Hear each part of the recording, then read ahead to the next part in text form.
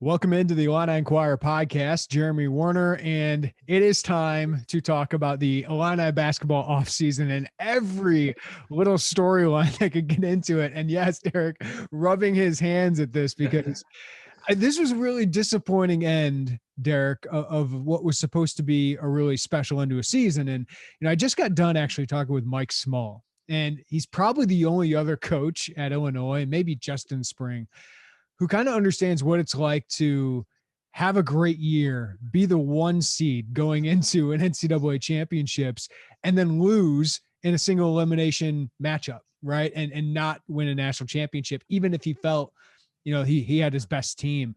And he gave great, stuff about how that kind of fuels you moving forward and what that can do for a program. But he said that's what the NCAA tournaments and championships, that's how it's set up, is that they're not great at crowning the best team the champion. And I think Illinois was one of the best teams in the country this year. This certainly will be a big memory of that. But what is the fallout, Derek, if any, of an early exit from the tournament on this coming off season?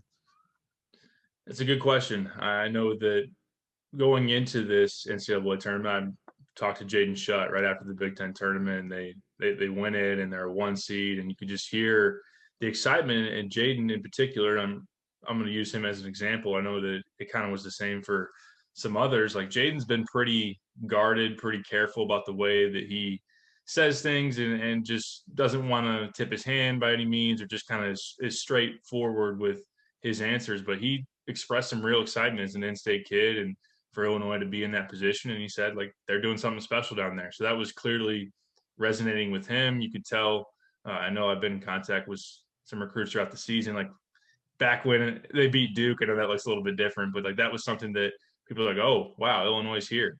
So I don't think that them losing, I mean, it doesn't erase everything, but there was a lot to be gained clearly, and not only for this team, but for their momentum going into the offseason. There was talk around the staff like, hey, we got a real chance to put ourselves on the map and really grasp the attention of people by going on a deep run. So without having that, I know that sacrifices some potential things here, but I still think that they can sell. They had obviously a great season, and even though Iowa had a bad game, they could still say, hey, that was an All-American and all that. So there was something that was taken away, but clearly it's just still kind of that disbelief factor of like, it's really over.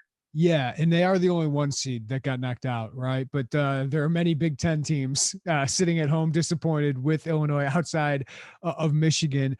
Derek, just in your thoughts, I haven't gotten him on this podcast because we had Michael Tulip right after, and he was great. And I've talked to Joey about it, but Loyola just ran a clinic, it felt like, in what they did to Illinois. What's the fallout of that? Like, what do you think the staff takes away from that? What do you think the players take away from that? Because for most of that game, to be honest with you, I know it was 9 points, 12 points at times, but it just felt like it was never in reach for Illinois. That's a good question as far as, what the next moves are going to be, or what it forces you then to pivot to, or as far as self-evaluation. I think that is going to be something that fans are obviously going to remember for a long time, and Brad definitely and his staff. I don't think, we're not the only ones saying. I think they got out coached. I think they were out schemed, and as far as being able to have adjustments, and that's not to take any pressure away from the players that didn't make enough plays, or guys on defense just breaking down in assignments, or Io getting back cut, or whatever that may be. It was tough, and I wondered heading in. My one question, because it was funny, I was sitting there going into the tournament. It's like we're given all the reasons why they're going to go to the Final Four, why they can win it all, and what's the one counter? And I think as far as what we had seen, I mean, you could have said turnovers still, like what they had shown, or if Kofi's in foul trouble, or if Kofi's at the free throw line too much. And I just wondered, maybe did they give too much in that Big Ten tournament? How much did they have left from that? And I don't know. There were moments in the tournament, even against Drexel, I was like, is Kofi tired? Because he's not rebounding. And they didn't have that same edge in that Loyola game. Like something wasn't there as far as their desperation, their effort, or Loyola wanted it more, and seemed to show that. And I don't think Illinois responded well when they got popped. Like when they got popped early, they seemed to not take it all that great. They were searching. And when Io gets bottled up, when Kofi gets sent, double teams at him every single time, it was tough for them to respond. And they didn't seem to know what to do. And defensively, they did not make adjustments, at least as far as what we could tell. It seemed like they were in that same coverage of, here's the dribble handoff through Krutwig, and we're chasing through screens. And if we're not going to get there, Kofi's going to have to decide, I have to step up or I have to go back. And he stepped up a lot of times, and the ball went over his head a lot of times. So it was disappointing. I think Loyola clearly, and we can have this conversation, probably underseeded as far as being number 9 in Ken Pom and the 8 seed in your bracket. And I think, I don't want to make excuses, but Illinois could have used, like if they were a Sweet 16 matchup and you had a full week to prepare for them, to really understand their offense, their actions, and what they're trying to do. I think Illinois would have been a better spot. But again, you're the 1 seed. You have more talent. You need to win that game. Yeah. I mean, for me, it's execution, it's game plan, it's adjustments, it's all those things. But you brought up the point, and we can never prove this, right? But there was a lot of both physical and mental energy of this team on the Big Ten championship, right? In the last 3 weeks of the season, whether it was the Big Ten regular season champion that they didn't get a taste of, or going to get that banner. And to their credit, they did with a phenomenal weekend in Indianapolis at the Big Ten championship or Big Ten tournament. And you wonder if like, they were like, all right, we accomplished it. Right. And then they go, all right, first weekend, it's a breeze. Loyola Chicago, good team, respect them, but we're still Illinois. We're the number 1 seed. I had that feeling. Like I was like, I respect the heck out of Loyola and Porter Moser, but how are they going to do this against Kofi and Io and Trent Frazier and Andre Curbelo and all those guys? I didn't expect it had their worst games for the most part, outside of maybe Curbelo and Miller. And you just can't have that against a really good team. All right, Derek. So now let's focus on a big off season, and it could be a really fun off season for Illinois because there are so many possibilities. As we've seen, it can already be a roller coaster of an off season based on just how much talent is out there and just the talent Illinois is in on, which means they're going to miss on some guys. And that already was the case with Boyache here. But Io is gone, and Kofi will test the waters. Those are 2 huge pieces that you're missing. But how much does Io and his success here, Derek, help with the sell to other league guards, whether it's Ty Washington or say a transfer out there who's looking for a better opportunity? I think it helps a lot. It's something that they're definitely going to focus on as far as his development, how far he's come, the opportunity, and just kind of the focus in the offense. Clearly, going forward, Curbelo's going to be running the show a lot. But they've shown that even for as good as Iowa was, there were times when Curbelo had the ball in his hands and was able to make some plays. So kind of when you flip that script, someone could come in and have an opportunity where, yeah, it's Curbelo's team and he's going to run it, but you're going to have some opportunities in the pick and roll or just transition game. And just the way, again, like Io got a ton better. Like when you think about the way he came in and jump shots is question, and then the way he's hitting mid-range shots and the way he develops physically and just the branding and all that. I know that's not development, but that's like selling who he is. And I think that he's a national presence. Like you can just go beyond, obviously in-state, selling some of those guys or guys around the area. You can go nationally and say, I would assume when people know who you're talking about and know that that's an All-American and was in the Player of the Year conversation. So I think that will certainly help them. Now I say that, and Namari Burnett was one that you were really hammering that home too. And now maybe the buzz has changed a little bit. And it seems like Alabama's all of a sudden coming on strong. Maybe Illinois is not in the same position they seem to think they were. We'll see with Ty. I know that's an example that they're using a lot to him. And they're in deep, but they have a lot of tough competition. And clearly when he's now under 5-star consideration, already in the top 30, might even get another bump up. Everybody knows how good that guy is now. So that'll be tough, but they're certainly going to be able to use Io. And I know, especially even like going forward after he gets drafted this summer, I think even in 2022, 23, that can certainly help them. Yeah, it doesn't hurt to have an NBA prospect you can sell, right? Like a guy who's actually playing in the NBA and likely going to be on a playoff team, most likely, if he goes first round, like most people still expect, even after a bad game, his worst game against Loyola. I think that showed some warts of his, but I think over the long term, he proved himself and proved his worth. And I think he'll do well, both in workouts and interviews, man. Like, you're just not going to have to worry about him. And I think we know NBA teams, that matters. That matters, especially if you're going to a really good franchise, playoff franchise. All right, Kofi Cockburn is going to be the biggest storyline of this offseason, Derek, because if Kofi Cockburn comes back, Illinois can be dreaming of top 15, top 10 preseason ranking, competing at the top of the Big Ten again with Michigan. I would think Ohio State and Purdue. We'll see if anybody else can enter that mix, but I think the Big Ten is going to be a lot worse next year, especially at the bottom. So if Kofi comes back, I think he could feast yet again.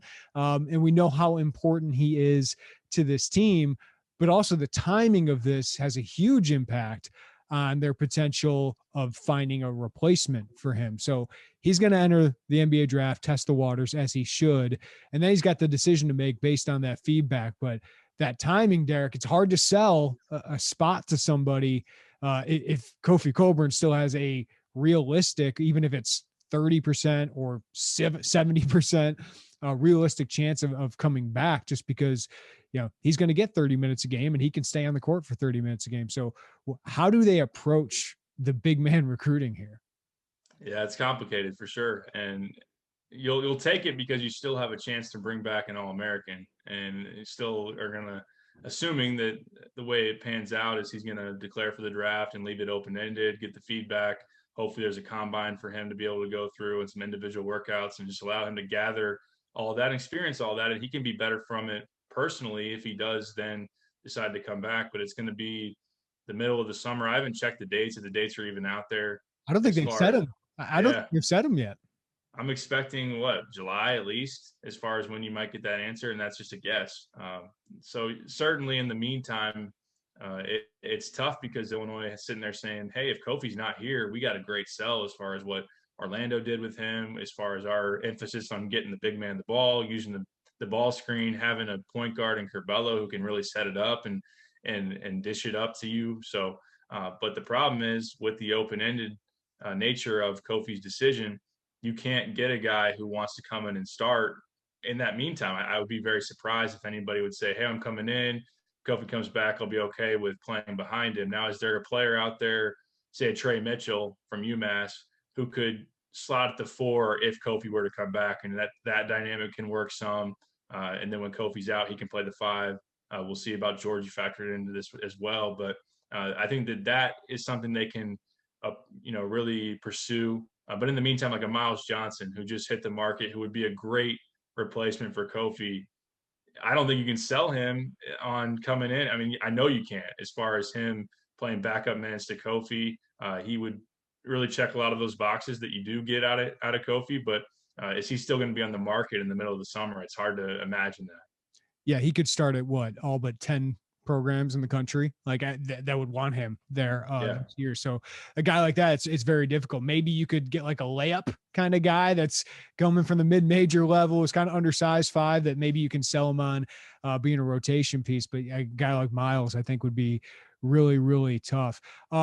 We always go into an offseason, Derek, knowing that there's probably going to be some unexpected attrition at this point. There's also the possibility this year of Trent Frazier, DeMonte Williams coming back. So how much of that should we even expect, or is it way too early to even know with this roster, given, the transfer portal is nuts and we'll get into that, but what is your expectation with the rest of the roster?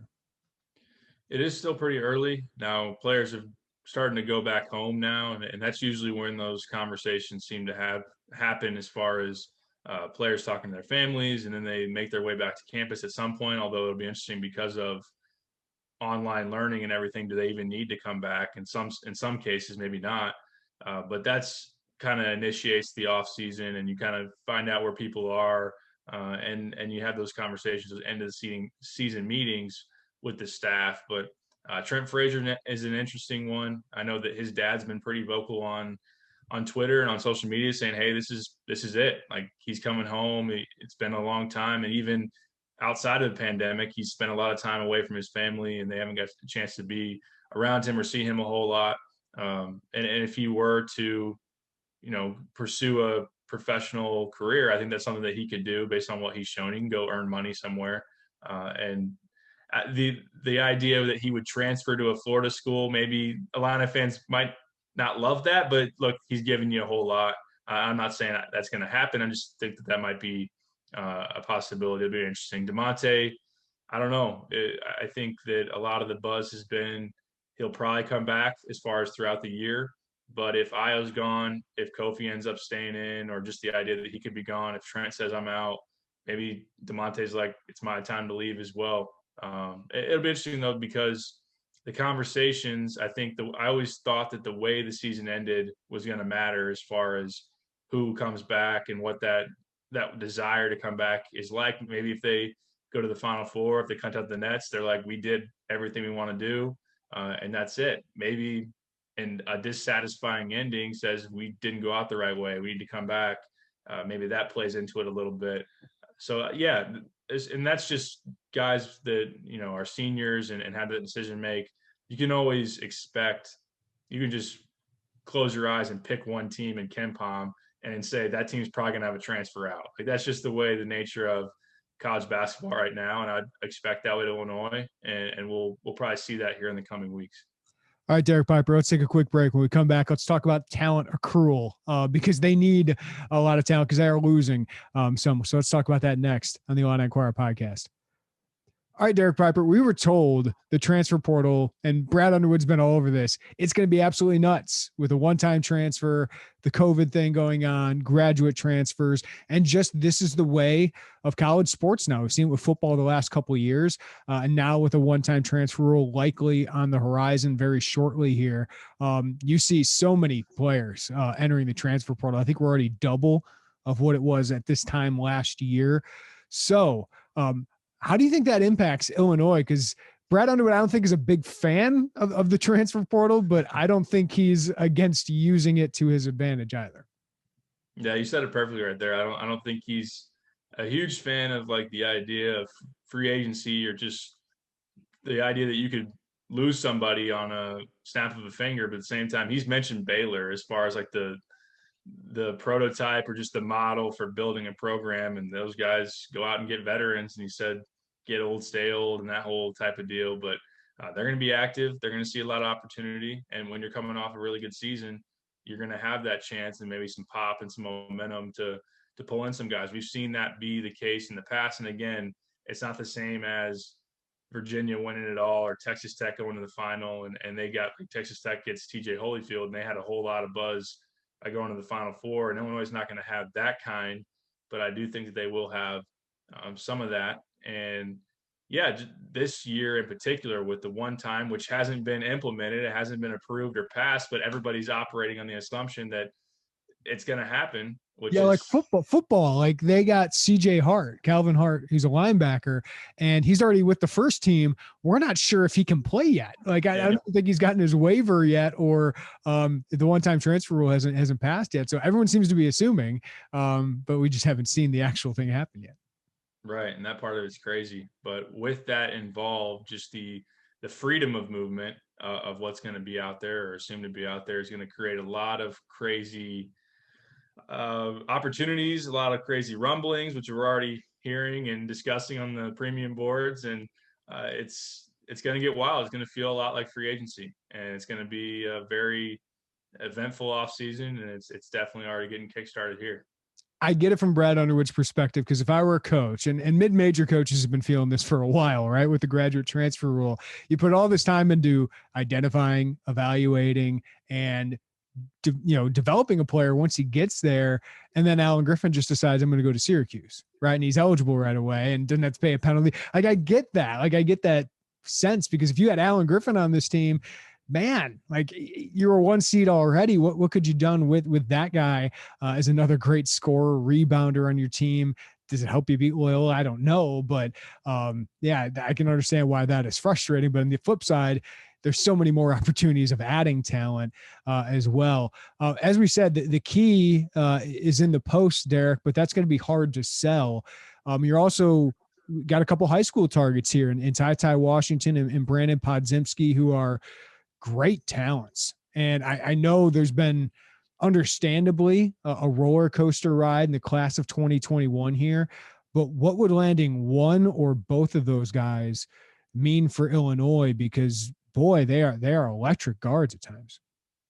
Yeah, it can mean a lot, no doubt. And we mentioned Ty already as far as the top 30 guy and just someone that you think can come in and be an impact player right away. And he's someone that is really electric offensively. Both these guys are in terms of being able to fill it up and shoot from deep. And Ty can go to the rim, can pull from way beyond the arc. And I think he fits really, really well as a combo guard that is alongside Curbelo that can do some things with the ball in his hands, but also just be a lights out spot up guy and get out in transition. And look, I mean, Kansas is in there and UCLA, and there's a lot of programs, and that shows how good Ty is. Now, the one thing Illinois is probably going to sell, in addition to just kind of, hey, we're losing Io, we might lose Trent. There's a lot of opportunity in that backcourt. I know that kind of played, I think, against Illinois the first go around in the fall when they worked all the way up into the top two with Creighton. It's just kind of at the end of the day, there was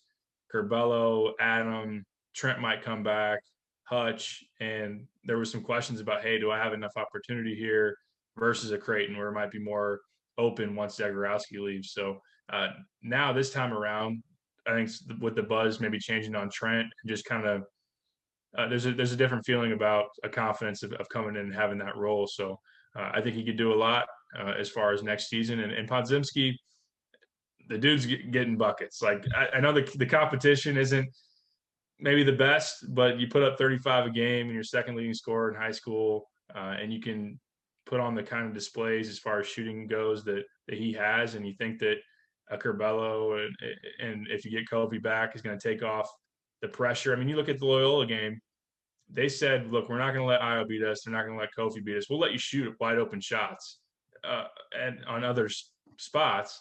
And someone like Podziemski is going to bury those, you would imagine. So I think that he could help a lot. And I think Ty would be more of an immediate impact guy. But Podziemski, even out of the wings, like he would join Melendez and join Luke Goody. I'd expect probably Podziemski to make them probably the surest impact right away, although Goody and Melendez have played well here of late.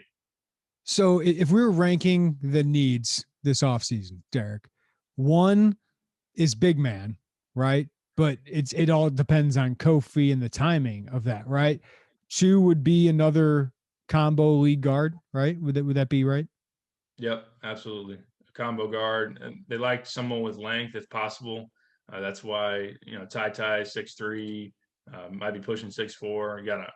We haven't talked about him yet, but Armand Franklin from Indiana.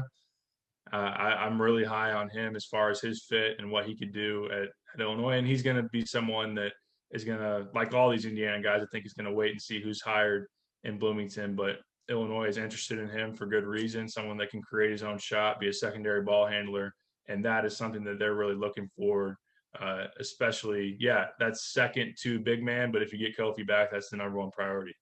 So, I mean, Armand Franklin was their best scorer. And when he was out with injury, obviously they were not the same. That's a big name. And that's another guy that if you're a transfer and you got a couple years left and you just saw what Io went through and what he was able to do, and that I don't have to be the primary guy like he had to be at times at Indiana. I can have Curbelo creating shots for me. That's another open lane that I don't know if we considered all that much heading into this offseason, Derek, but he would be a big time get for Illinois. Not that Adam Miller can be better than him next year, right? But you'd have two of those kind of guys alongside Curbelo that could put you back into the mix at the top of the Big Ten. Someone like that. I don't know if it's just Armand Franklin, but it seems like there will be plenty of those guys available.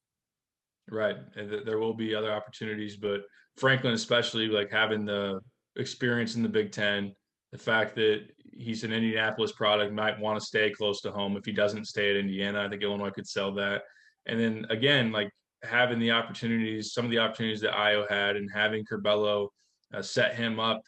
Look at Franklin's efficiency numbers. He was one of the best catch and shoot guys in the country as far as efficiency this past year. I know from three overall is about 42%, and also someone that can go off the dribble, create his own shot, mid-range game. And I think there's a lot to like about his potential fit. And again, he's 6'4". I think he's a solid defender, and pairing him with a Curbelo and throwing Miller in there in the backcourt would be really exciting. Show him the catch and shoot opportunities DeMonte Williams got in last year's offense. Hey, that's what you're going to get in this offense. So if we had number 3 on the needs and scholarship wise, I know fans want to know like how many scholarships. There's currently 1 that'll change, right? Like that's going to change. So what would be number 3 on your list? I think it would probably be a 4-man. Now they're really high on Coleman Hawkins, and I think that a year in the weight room could really help him. And I'm expecting him to do some pretty good things for you next year. Now I think Grandison obviously in that mix as well, although I expect him to play more 3 than 4 this upcoming year, just with Hawkins coming along. And maybe it will depend on some of these answers, like what Trent's going to do, what DeMonte's going to do. In the back of their mind, I know that they would like to get another point guard eventually, but I think that's why they're kind of prioritizing combo guard, someone who can handle some of those responsibilities and not be a true point, because it's going to be hard to sell one of those when you got Curbelo for at least 3 more years. So I'd probably say 4-man at this point in time, after a 5 and after another guard, a combo guard, but and then you throw in the wing, like they want another wing in Podziemski, so he's kind of their answer there. Yeah, I don't know. It'd be interesting. It might come down to some of the conversations with a Trent, with a DeMonte, what they want to do. Another X factor here, Derek, and one we got asked, I think, daily about what his status is Austin Hutcherson. Been away from the team all season as he deals with kind of that lingering back issue that kind of flared up again this year. What is the expectation? Are they expecting him to be back? Like, do you expect him to be back? I mean, I wouldn't know what to expect once he hits the floor, just because we don't know. We haven't seen it at this level, but he certainly has the length, athleticism, skill set that, boy, he could fill a big role. It's just, I don't know if I'm counting on him. Yeah, I think that's the right approach to have. I mean, it's easy to get really excited with his measurables, with his athleticism, with his shooting, and just the thought of what he could bring. And and just like what Brad was talking about as far as what he was doing in practice the previous season. Now, I know that they're encouraged by what they've seen from him. They've seen some of his workouts. They've been in contact with him through his recovery and personal training and all of that. They expect him to be back. Now, they're not maybe putting all their eggs in that basket as far as he's slotting in next to Miller, next to Curbelo. We're good there. That's our starting 3 guards. I don't think they're approaching it that way by any means, but they expect to have him back, and they hope that he's healthy, and they think that if he is, that he can definitely help them quite a bit. All right. So there's also the development of the current roster and the roster that is returning. And I think a lot of that, Kofi comes back. You hope maybe, is there a mid-range game there? But whatever Kofi you have is going to be an awesome player, one of the best players in college basketball. I don't know if I'm going to spend too much time on this podcast with Benjamin Bosman's Verdonk and Jermaine Hamlin there, but that freshman to sophomore class, Curbelo, a jump shot, right? If he can get a jump shot, look how good that can be. Because I think we saw last year just how electric he can be as a playmaker, but he also got better defensively. And I thought he was passable defensively and made some plays late in the season. If he can find some consistency with the mid-range, I thought was really good towards the end of the year. But if he can extend that out to 3 and hit just about 30% of those, boy, I mean, you're talking potential all Big Ten player, I would think. Yeah, for sure. And that's why it was kind of frustrating through the season watching him, knowing that he was a better shooter even this year than what he had shown through a large stretch of that season. Got some more confidence late in the year and started to make a couple here and there. But yeah, that is the major emphasis going into the offseason is becoming more of a capable 3-point shooter. And even in that mid-range, he's got a nice turnaround. Like he really likes getting in about 10, 15 feet, turning around and shooting that shot. And he made it a decent clip.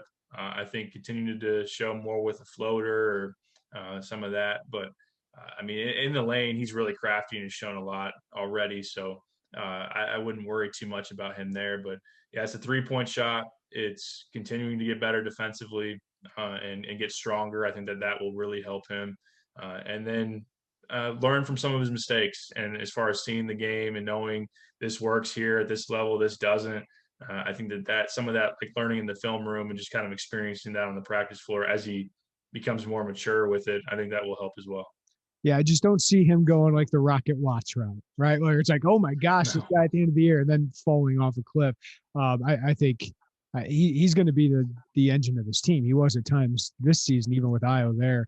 All right, Adam Miller role and usage could grow immensely. And Derek, he's capable of it. So how much can he grow from freshman to sophomore year just based on a role change?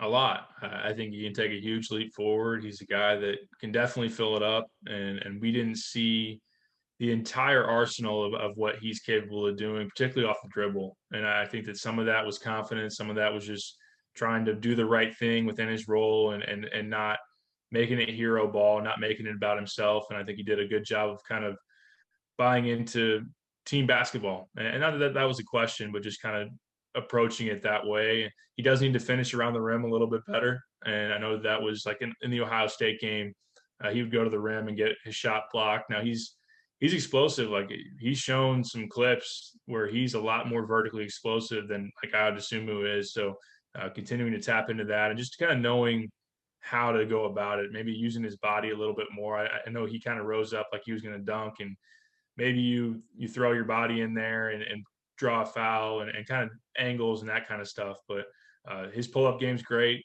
His three-point shot is a lot better than what he showed as far as he was just streaky with it, catch and shoot wise. He had a lot of good looks that he didn't make, and I know he'd be the first to tell you that, and continuing to grow from that. But you can put him in the pick and roll some. You can allow him to create an ISO and go off the dribble. But offensively, as far as his role going up, I don't worry about that at all. I think that's what he's built for. That's what you sold him on in the recruiting process, and he's definitely been there before, and I think he'll do well. Yeah, I think obviously if he's going to be the NBA player, some people obviously think he can be, it's going to have to be the more offense. But I think he set a really good foundation this year, Derek, for defense, for playing a team role. And now it could be his time to be that kind of Jordan Poole kind of scorer that we think he's capable of being. Speaking of these comps that we throw out, the example I've always used for Coleman Hawkins, even though he wasn't quite as highly rated as a recruit, but kind of the similar area, is DJ Wilson. And DJ Wilson was nothing as a freshman, barely anything as a sophomore. I just looked up his stats. His freshman year, 0.4 points, 1 rebound per game. His sophomore season at Michigan, 2.7 points per game. And then that huge leap to a junior year where he averaged 11 points, one of the best players on the team that made a huge run, killed Illinois and ended the John Gross era of the Big Ten tournament in windy Washington, D.C., as Derek and I remember it. And there was a first-round pick of the Milwaukee Bucks, I believe it was. Coleman Hawkins, can he have a bigger role than what DJ Wilson had? I'm not going to say he's going to be a first-round pick, all Big Ten kind of caliber players is DJ, but there's just a similar skill set there. So how much growth, how do you expect Coleman Hawkins to take the next step? Yeah, his sophomore year clearly can be more than what DJ's was. His freshman year already was, it seems like. I think he's someone that when you look around college basketball, and I think we're going to hit on this, but there's criticism about the Big Ten and just the style of play, and more teams out there have versatility, dribble, pass, and shoot at many positions, particularly their front court. And Coleman is one of those guys, and he can do more offensively than he showed. Like the 3-point game he's a pretty good shooter and didn't make a lot of those this past season. He can facilitate some offense, like drive a closeout, even pushing in transition on his own. That's something that he's capable of. Mid-range, all that kind of thing. I think that you'll see a big leap from him. I think he did show that he can deal with some of the physicality and just bring energy and willing to do a lot. And he blocked some shots as well. That was encouraging. He's got a lot to like as far as a skill set, and there's a lot of tools in that bag as far as what he can do offensively. So I think it's just getting stronger, getting more confident, just further developing that. And defensively, I mean, is he ever going to be a big time rebounder? Probably not. And he's probably, if you get matched up with the physical post man, if he is ever going to play the 5 or if he's going to play against the physical 4, I mean, he might get pushed around a little bit. But I think stretching the floor, passing, defending at the rim, walling up at the rim, and you're going to need more of that if you don't have Kofi. I think that he can bring all those things. I think he could be great defensively, just switching, versatile there. I agree with you. I don't think he'll be much on the boards, and he's going to get taken advantage of by some of these old school Big Ten big men who are more traditional. But I think he can also be a problem on the offensive glass, which Brad is really big on. And we know there's a skill set there offensively. I agree with you. I think it's strength. I think it's confidence. I think it's just settling in. Like, he just looked like a freshman, which they come in there and they're kind of sped up and don't know what to do. And, but I think the effort and energy, certainly is there with him, and the skill set and length provides a very intriguing combo at a position in need for them. I would expect another year for Brandon Lieb. Is that our Brandon Lieb conversation? They like him though, right, Derek? But I would expect that he needs another year of strength gain there. They like him for sure. I've heard a lot of really good things, actually. When you talk around the staff and what they've seen from him. And I know that they say he gets the heck beat out of him in practice by Kofi, which, I mean, who wouldn't? But he continues to show that he is up for it and willing to push through some of the growing pains. And look, we saw in that Drexel game, Tyler Underwood, 2 great dimes to Lieb in the post, and Lieb couldn't finish off either one of them. And the fan base is like, oh, you know, he's a long ways from being really serviceable at that. And I think he is. I think you remember freshman year Mav? Like, that's what freshman year Mav looked like, right? Yeah. That's a good call. Yeah, it's going to be another season of being in the weight room. I don't expect much of anything next year. And as long as he can continue to progress and that he can be patient and the staff can be patient with him, they're just going to try to play the long game. And I don't expect a whole lot in the immediate sense as far as next year. Yeah. So maybe some promise for the long term, but we're setting the expectation, not expecting much next year, Illini fans. All right. And then the freshmen coming in, Derek, I want to hit on them. You mentioned it, maybe not expecting a lot out of Luke Goody and RJ Melendez, but it does show what the Illini want eventually out of those guys, which is length, right, on the wing, and some obviously skill from Luke Goody. And RJ Melendez, I think, is shown athleticism boost of what they have out there. What do you think those guys add in the short and long term? Definitely, like you said, length and ability to shoot from the outside, particularly with Goody. Some versatility for sure. They can play and defend multiple positions. Melendez had a really good finish to his year. Like, he was the player of the year in the grind session. There's a lot of high level players on that circuit. So he's someone, like you said, that has the length and can do some things off the dribble and can shoot it. And it has the athleticism as well. I just think the physicality of the Big Ten and the physicality of D1 college basketball in general is something that he's going to have to adjust to and adapt to.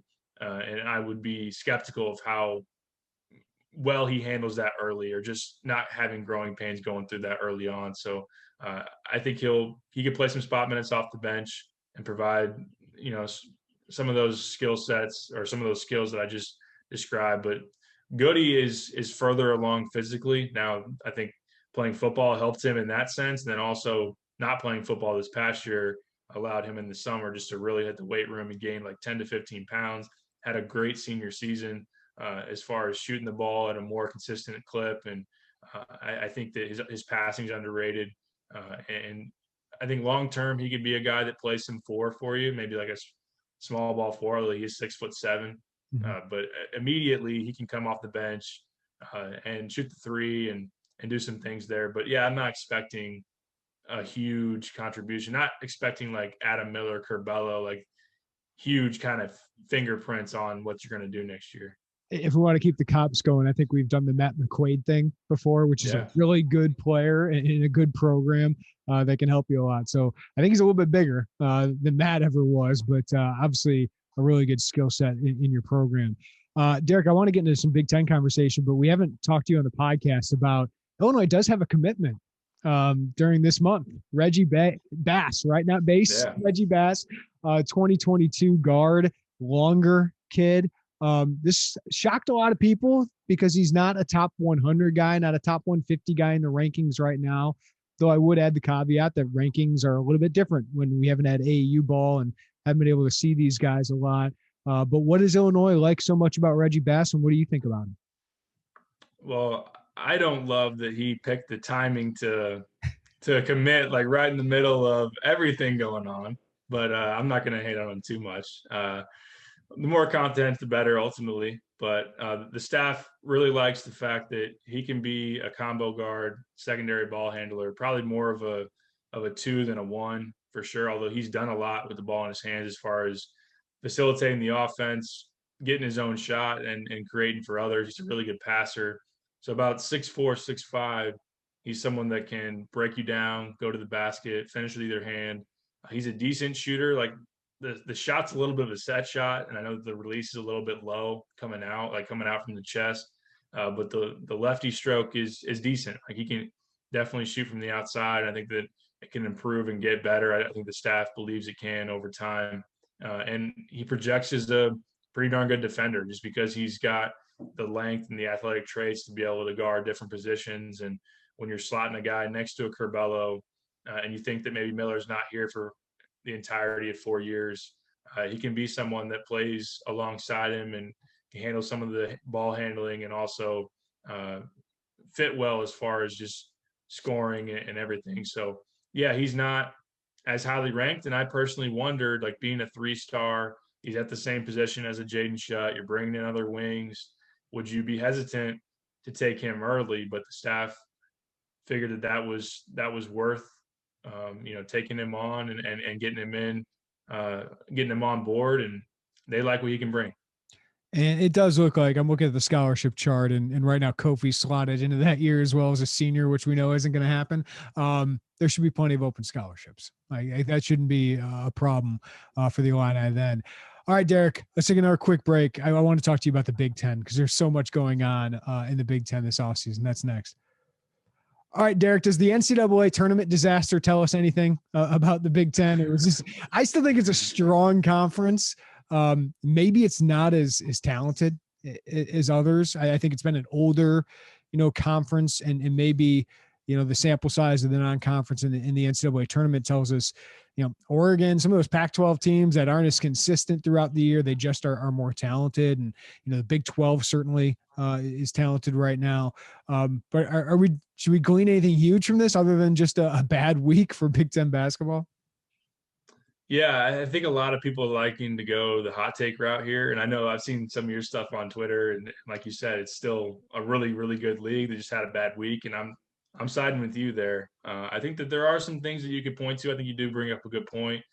We get probably strayed away from the fact that while it's really good basketball, while the quality's high, you look at mock drafts and where Big Ten players are at, and there's just not a lot of first-round picks like Io and Franz. Are those the only ones? I think Franz is the only lottery guy that is there. And think about the other thing I think about, Derek, is the big man play. Like the rest of the country doesn't have these traditional bigs as much. And in the Big Ten, you almost have to have them because that other team has them. Like Wisconsin's going to have them. And, Michigan even went out and got Dickinson, and obviously Purdue just, grows them on trees in West Lafayette or something. So like you almost have to go that route to win in the regular season, but then you kind of get this matchup disadvantage in the postseason, it seems like. Yeah, that's certainly a factor. That's certainly something to look at where, like you said, you're getting the 5-man to be able to survive the Big Ten, and then you get out there, and if your 5 can't switch or he's a defensive liability as far as mobility and defending outside of the paint, that can really hurt you. Or some of these teams, even at the high major level, like the Pac-12, can spread you out. And you think about Baylor, just the way that they can rotate and guard 1 through 5, essentially. That's something that Big Ten teams don't necessarily have the versatility to be able to do. But I'm not going scorched earth or super hot take here. I even looked at it outside of Illinois, and I know you could throw Ohio State in there as well. How many super shocking developments were there? Like Michigan State preseason top 10, but for them to flame out like in the first 4 doesn't surprise me. Iowa getting upset doesn't surprise me as a team that doesn't play defense. Like if you face a team that can outscore you, then that doesn't surprise me a whole lot. Maryland won a game that should be good enough based on what I thought they were. Rutgers should have won too. That should be good enough. I mean, they haven't been there in decades. Right. The way they lost was really embarrassing to end that game, but they still won again. I think it's mostly Ohio State, Illinois, and Iowa, right? Yeah. Those three teams. Michigan, hey, carry that banner, carry that banner into the Sweet 16 because you're the only one. I'm not shocked with Purdue. I just they're young. They got a team that I think is pretty good that they played against that's older. So that wasn't too big of a surprise. But I mean, Iowa getting just trounced by Oregon is a little bit of a surprise, but that's a talented Oregon team with a great coach, underrated, and Dana Altman. I mean, Illinois and Ohio State, those are the surprises, even though we all knew Loyola could be a problem in the second round, and that was a bad matchup for them. Ohio State has no excuse. I mean, they really don't have much of an excuse, though that team is now in the Sweet 16, right? Oral Roberts. So, yeah. And Naismith is probably an NBA player. So, yeah, I think there were some bad matchups here, man. Right. Bad matchups. And yeah, Ohio State, it surprised me for sure in the way Ohio State, I know they had lost games going down the stretch, and even the Big Ten tournament was flirting with losing like every round. They played over their heads as far as what we thought roster-wise and what they were going to be going into the year. But yeah, should they have lost to Oral Roberts? No. Oral Roberts is playing really well right now. And look, it's single elimination. It's built for madness. When you're on the wrong side of it, it stinks. Yeah. I don't know. I'm not gleaning too much from it, but certainly if you're in that position of Ohio State and Illinois, you're really disappointed. Derek, is the Big Ten going to be bad next year? Because I'm looking at Indiana struggling to find a coach who wants to take on that job right now, because while there's great history, it's a great fan base, the expectations there, the microscope you have to live under, like Archie Miller was miserable there, just absolutely miserable. And obviously he couldn't win out of it and he couldn't coach out of it. And they had their issues there. But Minnesota takes a Xavier assistant who's got ties there. And I think that's recruiting and a long-term play, but they're going to be down. Marcus Carr is gone. Penn State, I really like Shrewsbury as a coach, but they're going to have a lot of turnover here. Wisconsin's going to have a lot of turnover. We know Nebraska and Northwestern aren't very talented yet. Maryland, it seems like Turgeon's going to stay, I think, and I hope they appreciate him, as you and I knew from our Uber ride in Washington, D.C. 4 years ago. They were upset when he was, competing for Big Ten titles.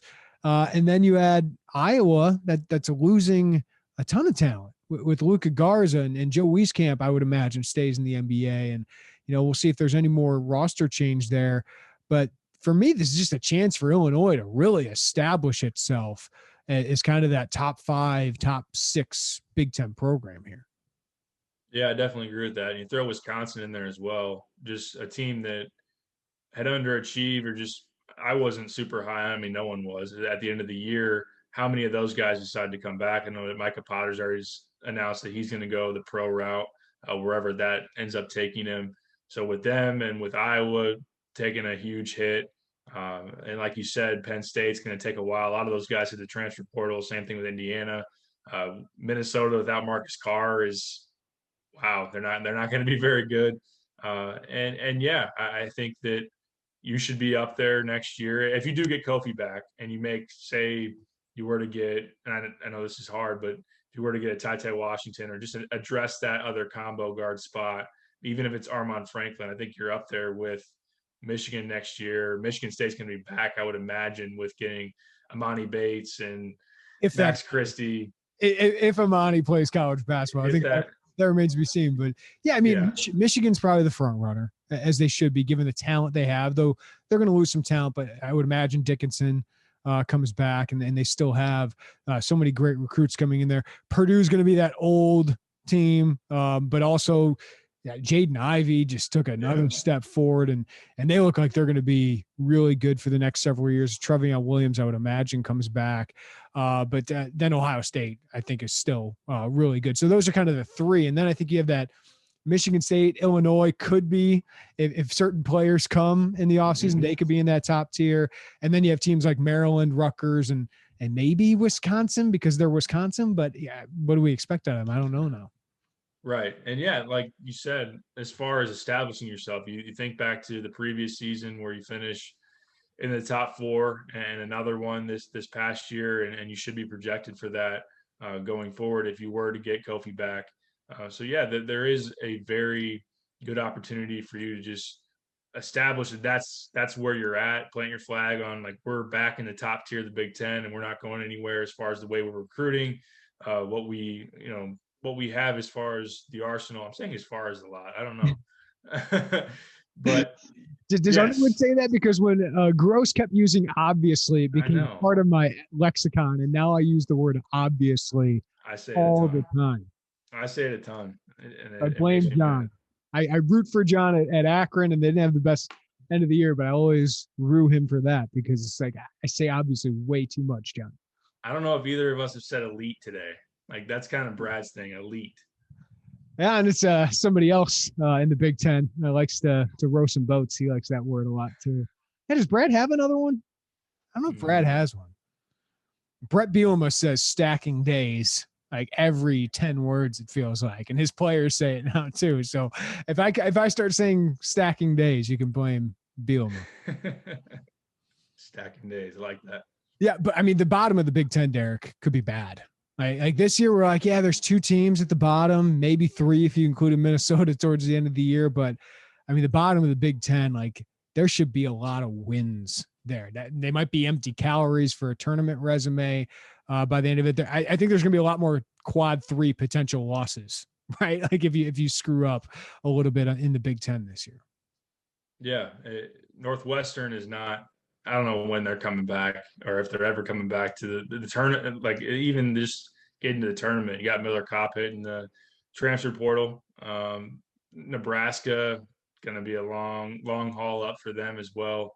And then if Indiana is going to be dismantled, even if those guys went back, like I guess Trace would be a certain decision for them. Like they could really sway one way or another how competitive they are next year. But if they, even if they got Franklin back and Race Thompson back, they need shooting. They need a lot of other talent to boost them up, and we'll see who gets there. But yeah, you're just sending another team like a Minnesota towards the bottom. Indiana, if they get gutted like that, Penn State. Well, I think Penn State had some decent players last year, like Yeah. between Brockington and Lundy, even Hara was decent. So them losing those guys, they're going to be down. There's a lot more in that basement, like you said.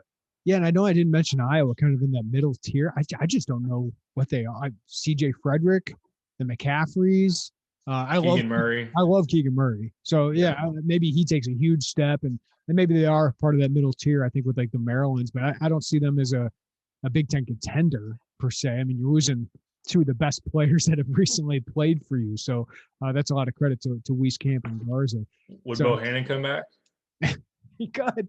Good. But shatter, maybe break. I don't think he'd be within distance of breaking Garza's scoring record, right? So I think he'd be safe there, but you could possibly end up pretty high there. That's the other thing about Trent. If Trent did come back, he'd probably be a top 5 scorer all time at Illinois, which I think would be pretty cool.